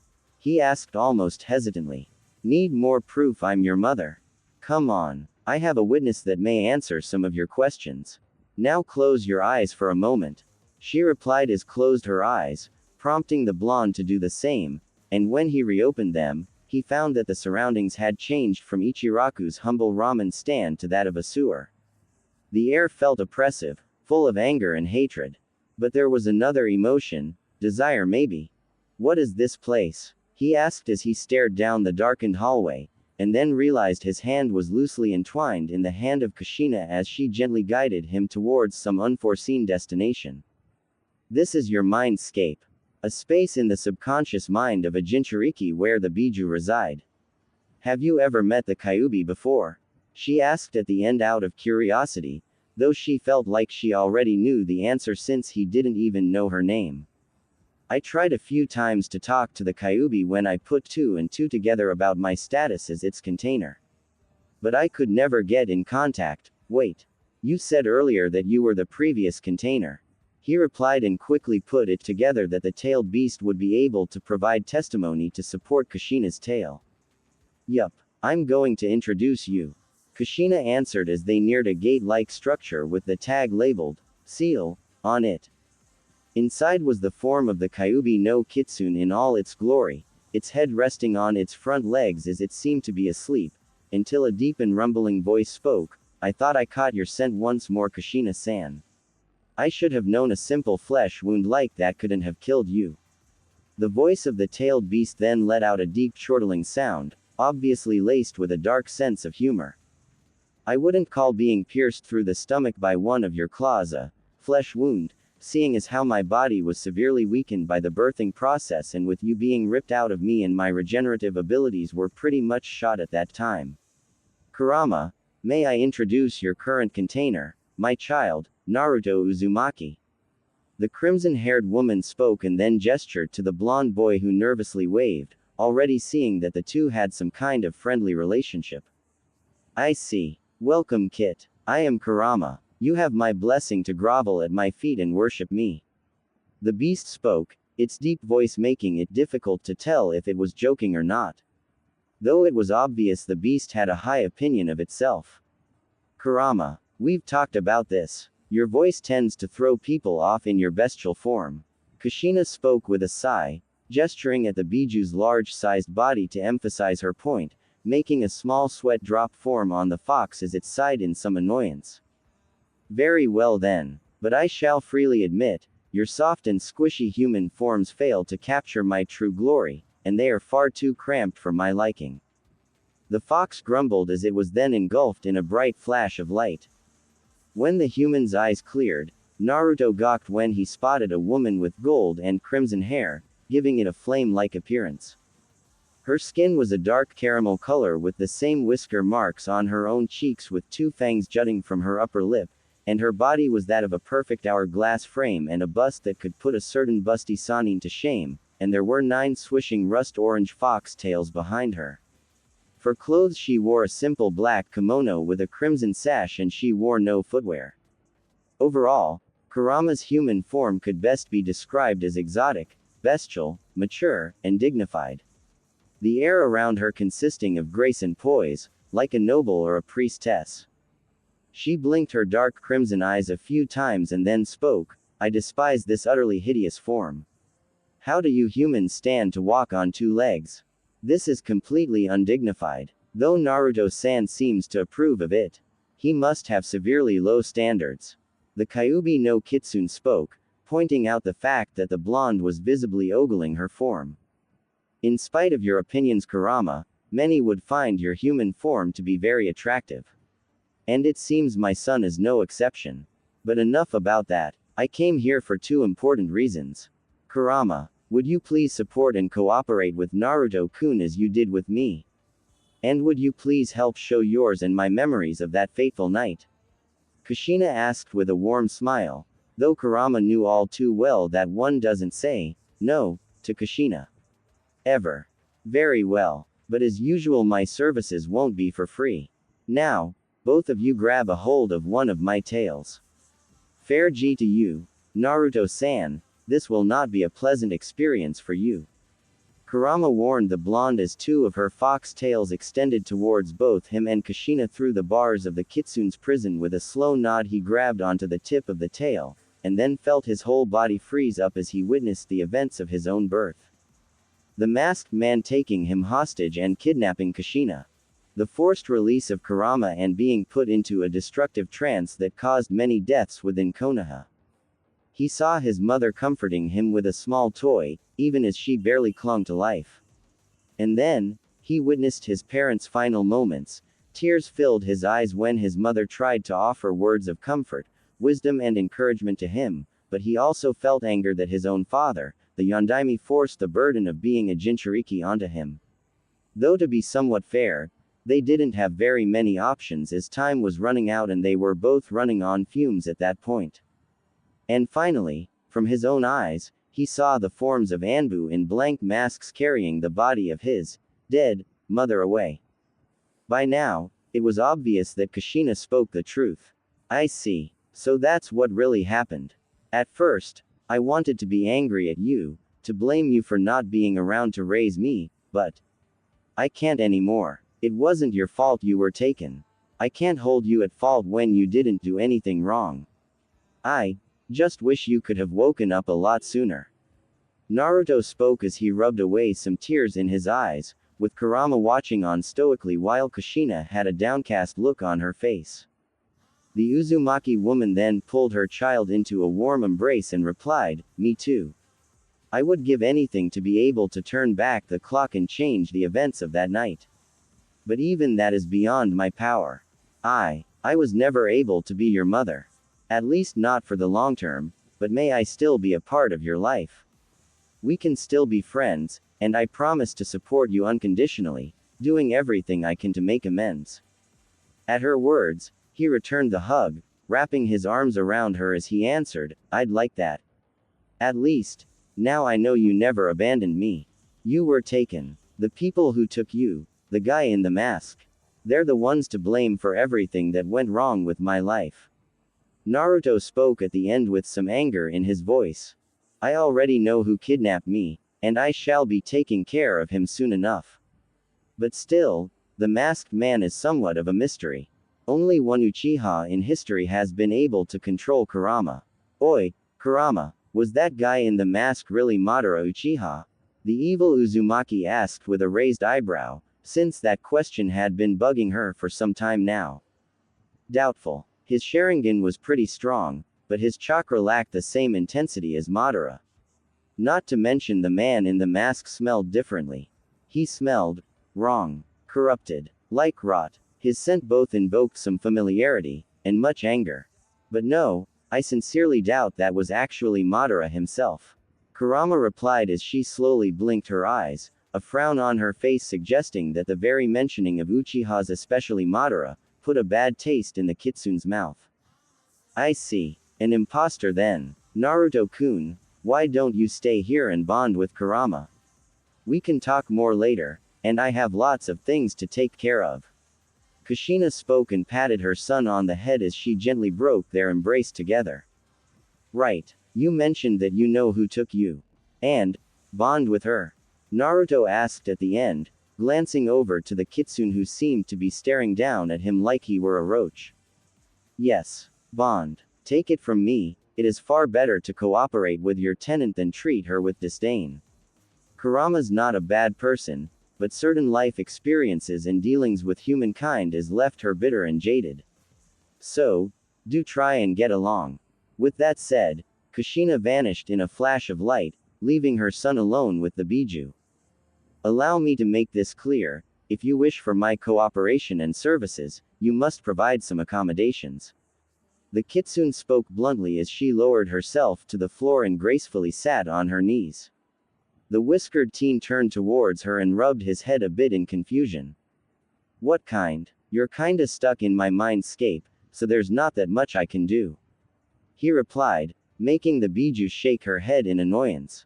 "Very well. For a start, I demand a more visually pleasing home. This sewer setting is exceptionally depressing," she responded, gesturing out towards the darkened halls where the sounds of water dripping could be heard.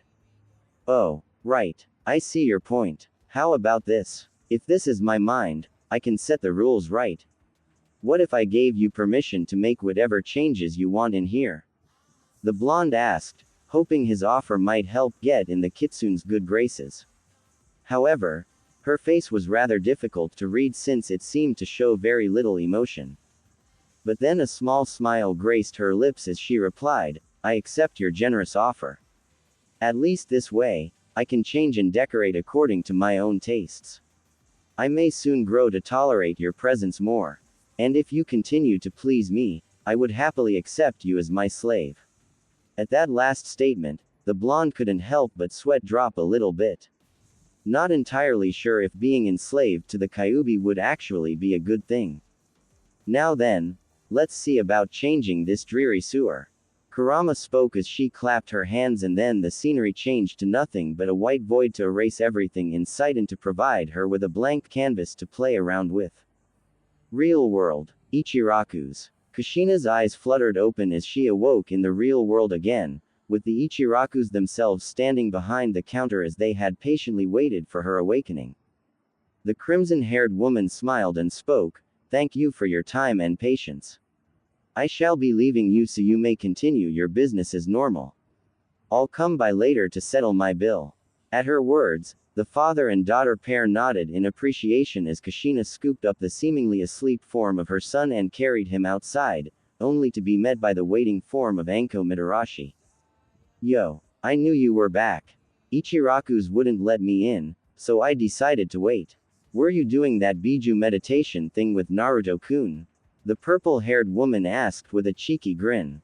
"I did. Sorry if I kept you waiting." The evil Uzumaki apologized and gave a sheepish smile, rubbing the back of her head. The snake user then gently retrieved Naruto from his mother's grip, held him close in her arms. "Ah, don't worry about it. How'd it go with Naruto-kun?" The snake mistress asked as she comfortingly rubbed the boy's back, planting a soft kiss on his cheek. "He was angry at first. But once I showed him the memories pertaining to that night, he came to an understanding." The quick version is that a Sharingan user in a mask sabotaged the resealing process after Naruto-kun's birth. Then once Kyuubi-san was sealed into my son, I was kidnapped and held prisoner in a coma. The evil Uzumaki answered, summarizing the reason she vanished to her former pupil. "That explains a lot actually, since your body was never found." Anko remarked with a frown. She then sighed and asked her mentor, "So what now? You coming back with me to my place?" The crimson-haired woman looked towards the Hokage Tower and replied, "No. It won't be very long until word spreads about my return. I need to tie up some loose ends before they slip away." "Anko-chan, there anything I should know since I have only recently returned?" Anko thought for a moment as she cupped her chin and then answered, "Yeah. Not sure if you'll consider this important, but I kidnapped Kazashi's kid, Sakura." At her statement, the former Jinchuriki's face fell into a blank state, like she were asking, "Are you serious? And why in Kami's green earth would you bother kidnapped Kazashi's ill-bred offspring?" Kushina asked, feeling that was a waste of time and effort. "Hey, I had a good reason. In the academy, that Sakura bitch is the top kunoichi. I knew she'd be put on Team 7 along with that Sasuke brat and with Naruto-kun. And with Kakashi being a Sharingan user, he'd be a shoo-in for Team 7 sensei. So I removed Sakura from the equation, and with her gone, Team 7 would be incomplete and I could freely take Naruto-kun as an apprentice without fear of losing him to some incompetent teacher. Not to mention, Sakura was known to have been abusive to poor Naruto-kun during his time at the academy." Anko explained, prompting her teacher to nod in understanding. "I see. After Kakashi's failings during the war, and his lack of growth as a person and a ninja, I wouldn't trust him with my son either. Come to think of it, your kidnapping of the girl might help me get one over on Kazashi and humiliate him. Take Naruto-kun home, I have a council meeting to attend. By the way, is this Sakura girl attractive?" Kushina asked at the end out of curiosity. The Dango lover rolled her eyes a bit and replied, "She's not exactly hideous, but she's not a head-turner either. She's really lacking in body proportions. Likely due to dieting and lack of kunoichi training. She's being held at the usual place." At this, the crimson-haired woman adopted a thinking pose and then nodded as if she had reached a decision. She then departed towards the Hokage Tower, leaving Anko to take the blonde boy to her apartment. He would need his rest before the Genin exams tomorrow. And with Kushina herself back in Konoha, there was absolutely no way she would accept the teacher's bias towards the whiskered teen. Konoha Council Chambers. Hiruzen sat down quietly as the members of the various councils gathered, whispering amongst themselves as to why this meeting was called, and so far, only Inoichi was privy to the details since he scanned the head of Fuyamanaka, who was confirmed to be a direct subordinate of Danzo. The War Hawk being guilty of conspiracy, clan genocide, kidnapping, illegal experimentation, and a number of other charges that rivaled if not surpassed Orochimaru's listed crimes. And Kazashi was obviously aware of Kushina's return but seemed to have kept quiet on the subject, likely out of self-preservation. The Sandaime was sure to keep a very close eye on his old rival, and even had a number of Anbu hidden throughout the chambers if things got out of hand. Sensing the presence of one of his Anbu approaching, he turned slightly and saw Neko leaning over to whisper into his ear, "She has arrived," prompting the aged Hokage to nod as he banged his gavel, calling for the attention of the councils. "Ladies and gentlemen, thank you for your patience. I called this emergence meeting for two very important reasons. Firstly, I am pleased to announce that I am now stepping down as Hokage, and I shall be shortly introducing to you the new Godime," Hiruzen announced, earning a series of claps from the councils, excluding Danzo and Kazashi. The latter of which seemed to be paling until he was as white as a sheet, already guessing who the Godime would be, and the pink-haired man's torment brought a feeling of satisfaction to the Sandaime. The second reason is that due to newfound evidence, we can now expose a traitor in our midst. "Danzo Shimura, I name you as the traitor," Hiruzen announced, pointing an accusatory finger at the form of the War Hawk, causing all eyes to turn that gaze at the so-called cripple. "Me Hiruzen, what evidence could you possibly possess?" The founder of Root asked with a smug expression, though he knew that he wouldn't have been so openly accused if Hiruzen didn't have something solid.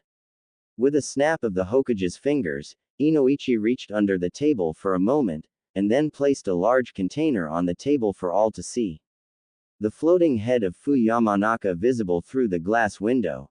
"There's my evidence. Inoichi has already gone through your subordinates' memories.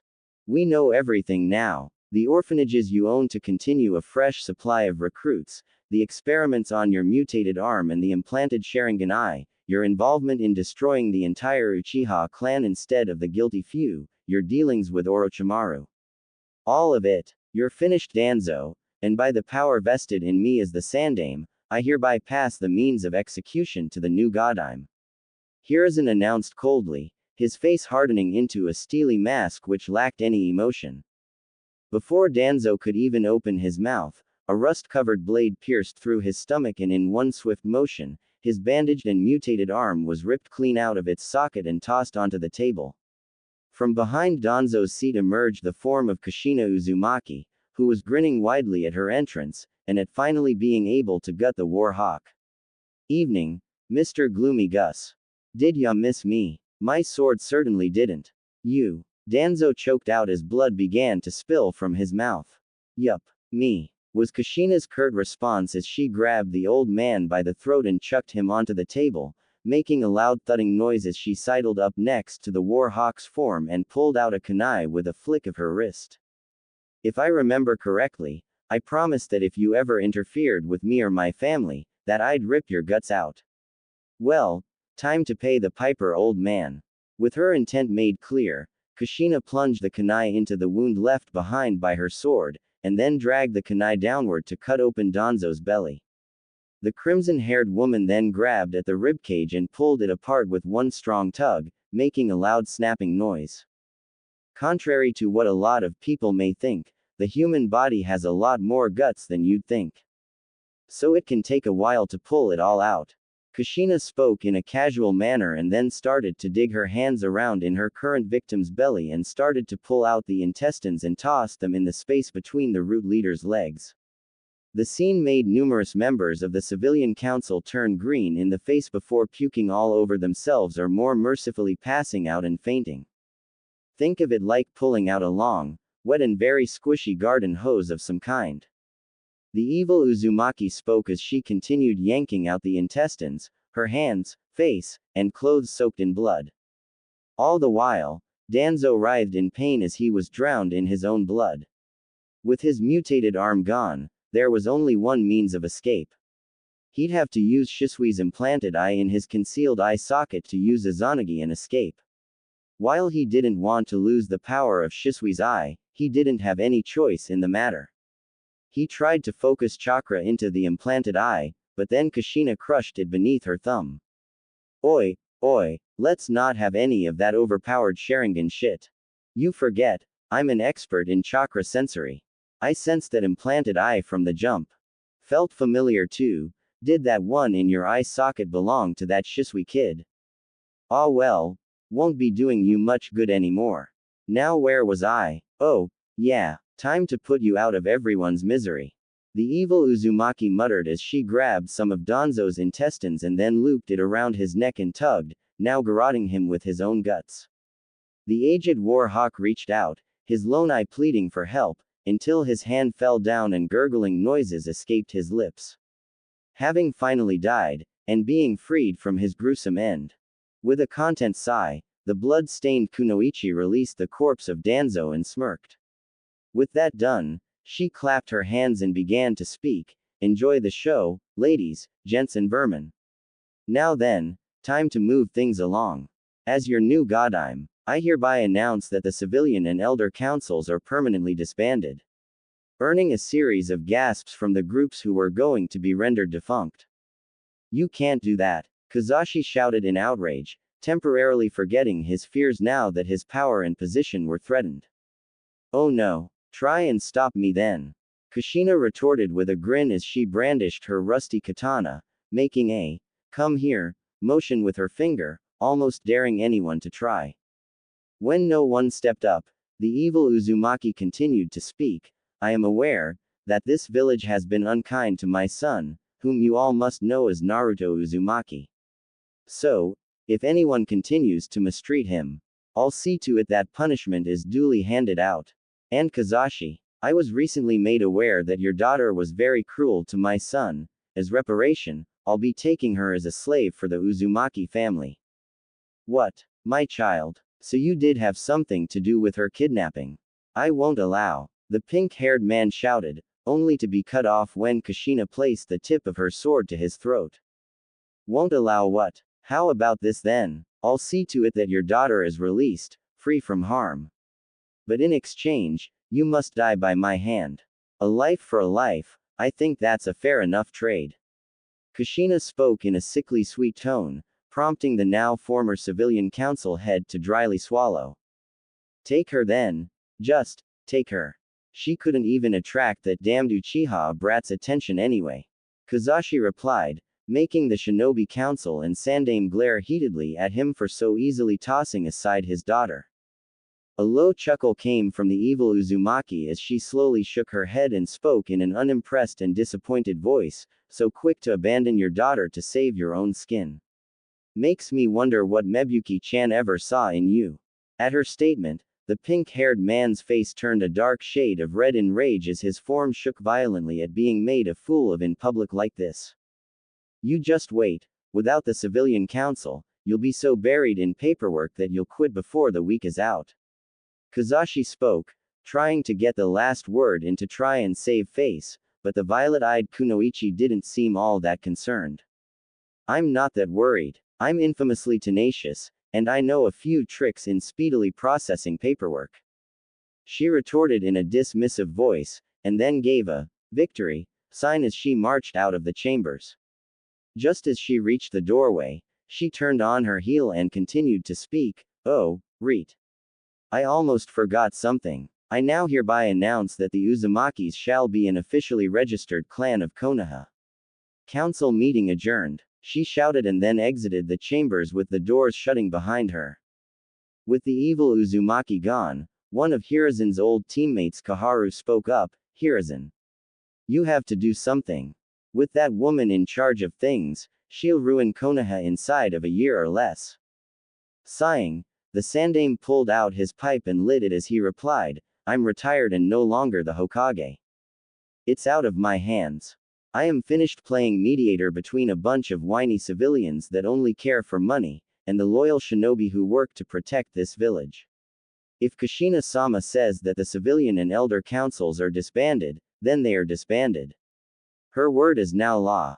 With his piece spoken, Hiruzen puffed on his pipe and left the chambers as well, with the clan heads following close behind him with some satisfied looks on their faces.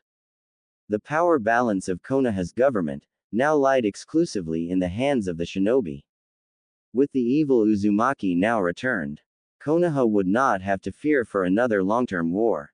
In Kumo, Kushina was infamously known for castrating rapists, making Sandaime Raikage loyalists forever live in fear of her name. In Iwa, she was known as a boogeyman of sorts, a creature that supposedly devoured disobedient genin. In Kiri and the Land of Iron, it is every sword user's greatest dream and worst fear to cross swords with the evil Uzumaki. And in Suna, Kushina's wrath was known to be as scorching and unforgiving as the desert sun. With the new Godime Hokage in place, it would not be long until word spread around the elemental nations. And the leaders of those nations would come, begging for peace and mercy from the most dangerous kunoichi to ever live. And if they did not satisfy her, then they would be doomed to fall beneath her sword. End chapter 2. Bonus scene. Sakura's fate. Help. Please. I wanna go home. I want my mommy. Screamed the sobbing form of Sakura Haruno as she was currently hanging upside down, her face red from the blood flowing down to her head making her feel woozy. She tried struggling and kicking her bound legs, but only succeeded in making the chains keeping her suspended rattle and clank together.